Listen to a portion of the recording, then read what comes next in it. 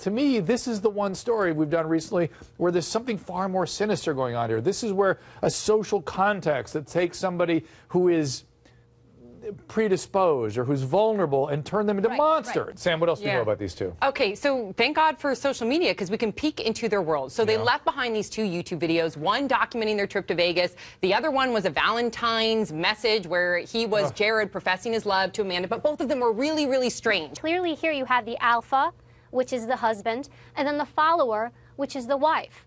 Which is almost like what we see consistently. We always wonder, how does this one person follow that? They're so nice. But that's what happens. This whole story, I find this terribly disturbing. This is one that really, I mean, mental illness and problems like that, I understand, and I think there's treatments for that, and I get it. This, to me, is almost incomprehensible. It's like trying to understand how, well, there's examples of countries and organizations adopting horrible, monstrous attitudes. This is one of those stories, I'm sorry to say. People who are like super, super religious to the extreme, that's almost a form of insanity. And I know that's a really kind of controversial issue. No, it's not controversial. It's not controversial at all, Erica, because when people, Judy, you back me up on this, when people become delusional, a lot of the delusions can surround religion. They start saying they're Jesus, they're the Messiah, they're all kinds of things. And so religious focus can be part of, as you say, OCD and a part of a psychosis. Hiding behind religion in order to discipline your children is the worst act, I believe, that a parent can do. They reported the abuse. They didn't even try to hide the abuse when the police came there.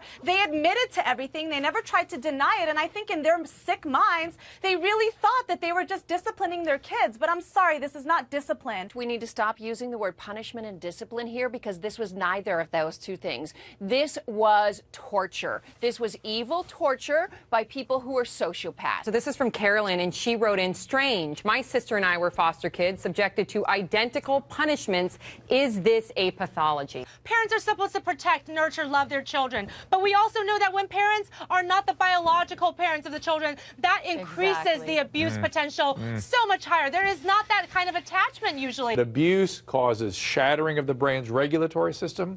It causes all sorts of untoward behaviors later. Yes, the abused child, whether it's hit with a tennis racket or required to go run outside on a hot pavement, and by the way, one of the girls ran in bare feet in Arizona heat and had blisters in the bottom of her feet chronically.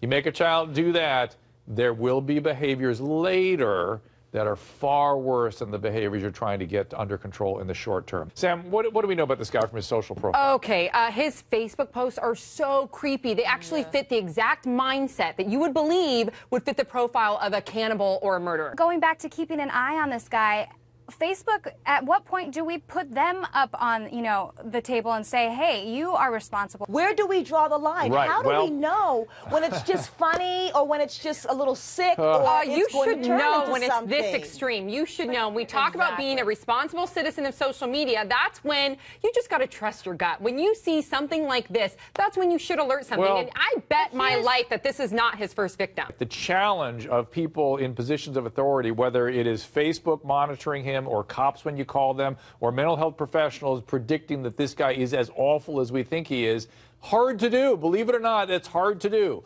But we can keep an eye on this guy, and we can learn from this story. Once again, there's something to be learned here. If you meet somebody you didn't know at a liquor store or out in public, you can look at their social media site and learn something about them. And if you think to yourself, I'm not so sure, or we got to keep an eye on this guy, get out of there. Get out of there. If I'm related to an 8-year-old and you molest her, let's say you go to jail for 30 years. When you come out, I'm going to kill you. If you stay for 50, I hope I'm still alive, because when you come out, I'm going to kill you.